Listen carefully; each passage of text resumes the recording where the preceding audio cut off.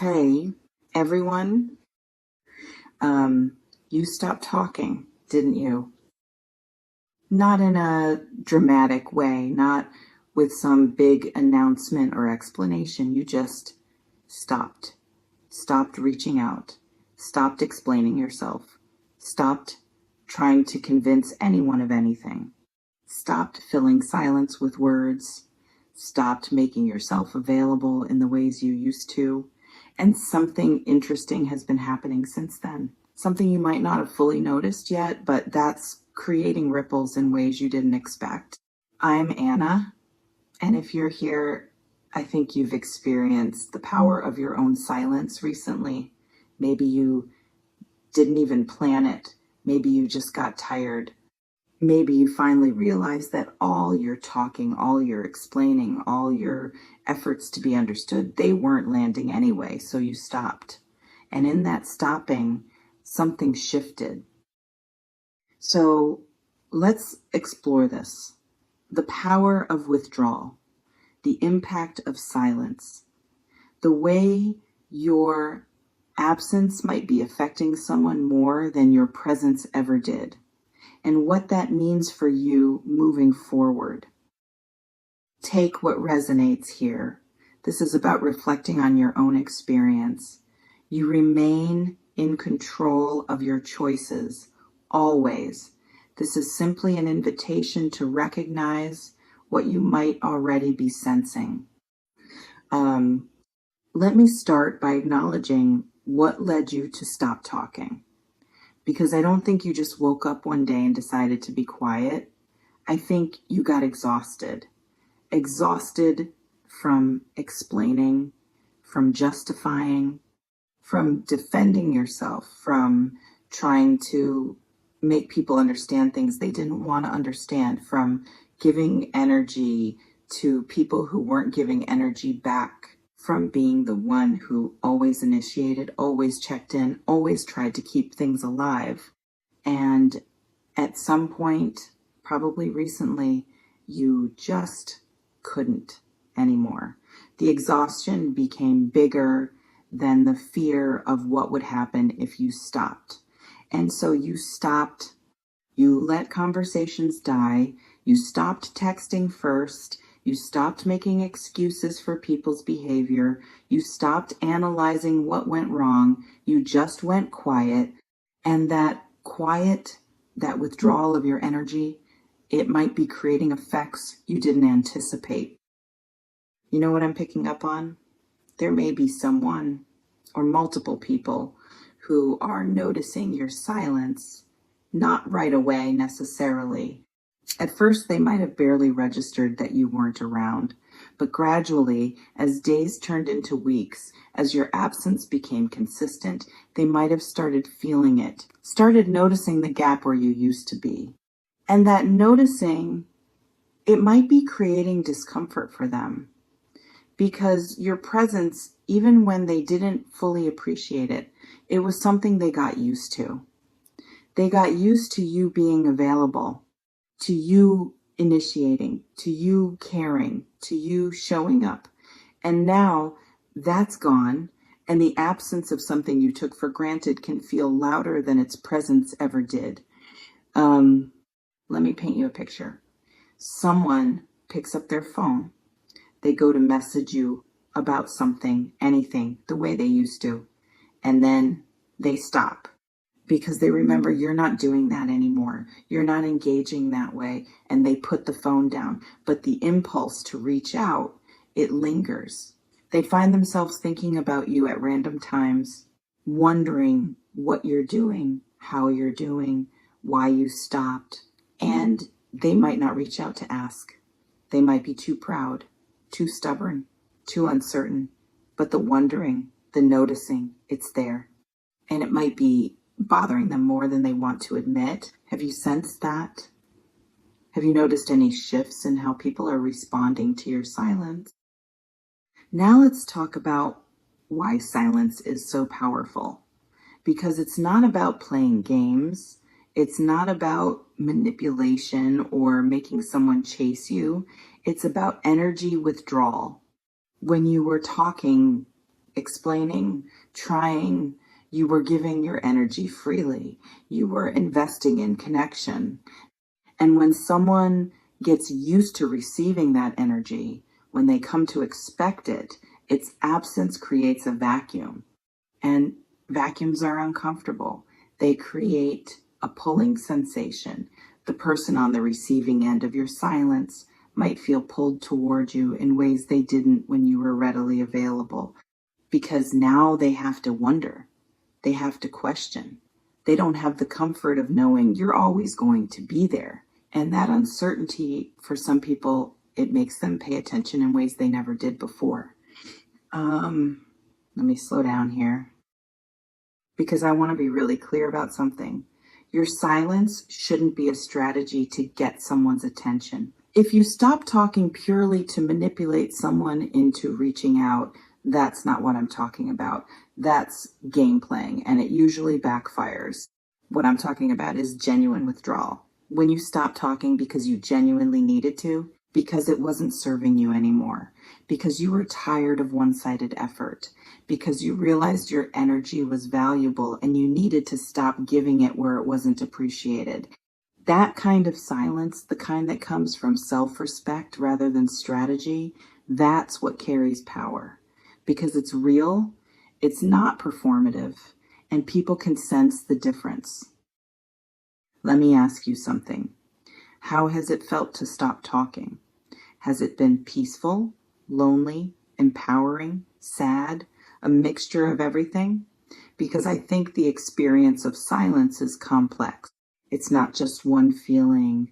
You might feel relief at not having to try so hard anymore, and also grief at what the silence represents, and also strength in recognizing you can survive without constant connection, and also fear that maybe you made a mistake. All of those feelings can coexist, and they're all valid.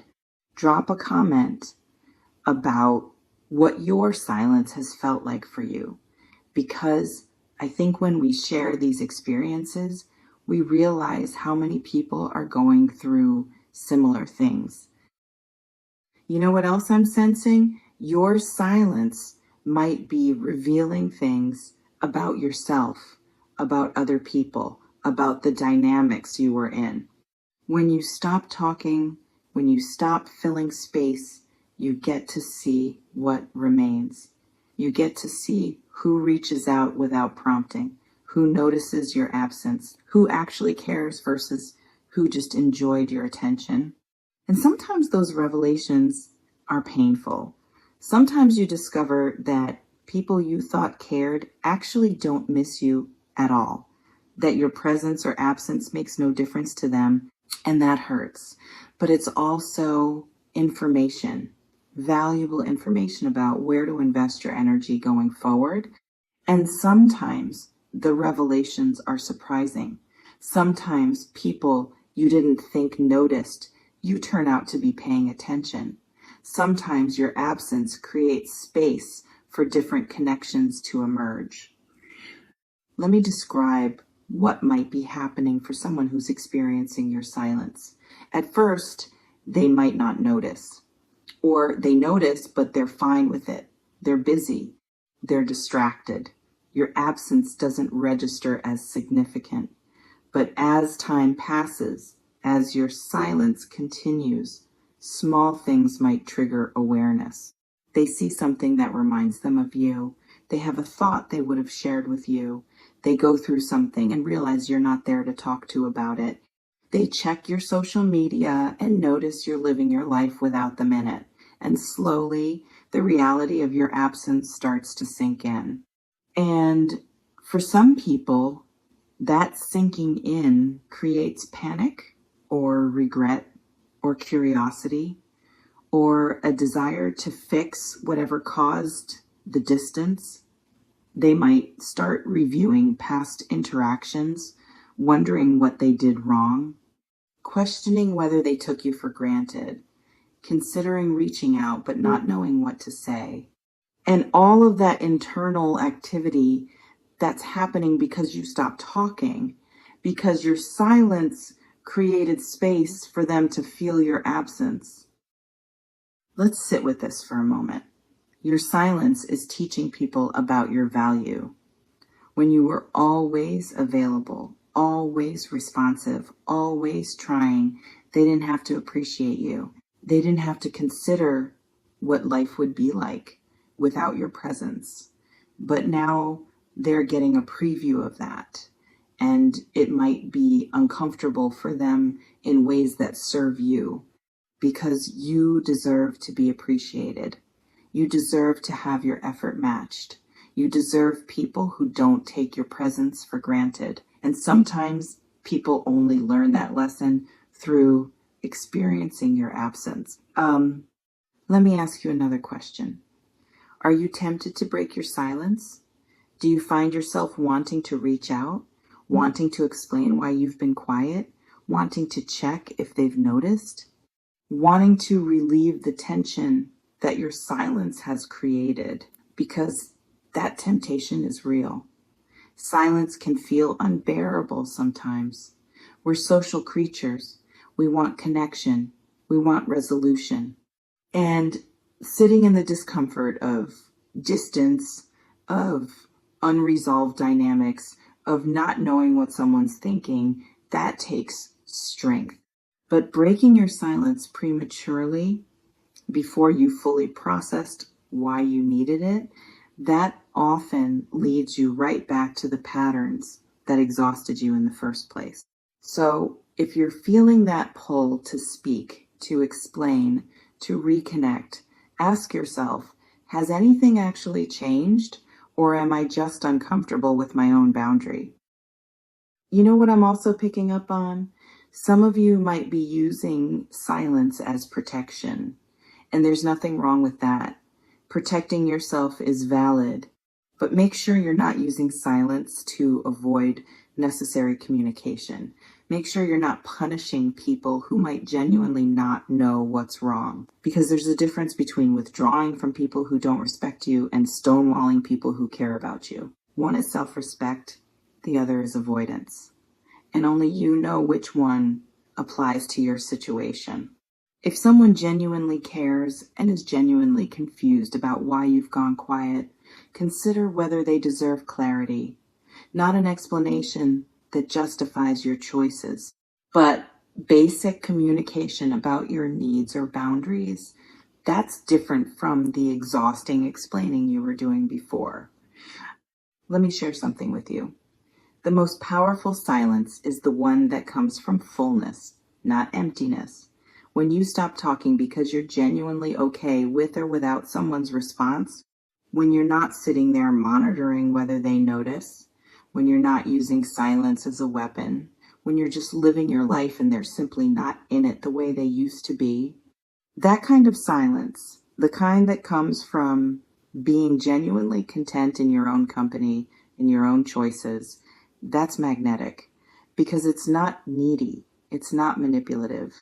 It's just you being solid in yourself. And people sense that. They sense when you're genuinely moved on versus when you're performing distance. Let me ask you one more thing. What are you learning about yourself in this silence? Because I feel like your quiet period isn't just about them.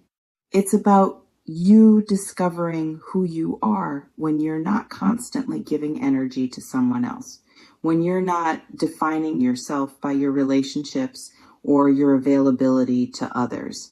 You might be discovering interests you forgot you had, friendships you neglected, parts of yourself that got quiet when you were focused on someone else. And that rediscovery, that's valuable regardless of whether anyone notices your absence or not. What have you been doing with the energy you used to spend on talking, on explaining, on trying?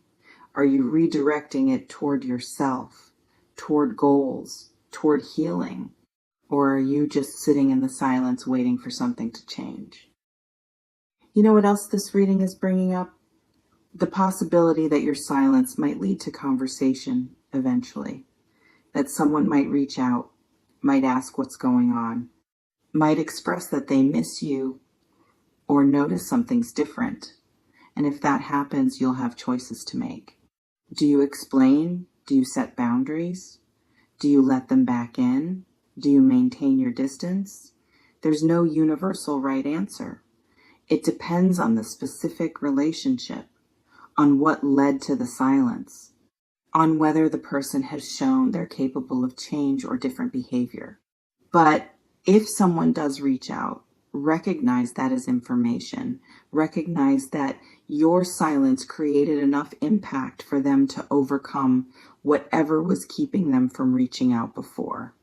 And then decide consciously how you want to respond. Let me offer you something. Permission to stay quiet as long as you need to. Permission to not explain yourself to people who wouldn't understand anyway. Permission to let people wonder.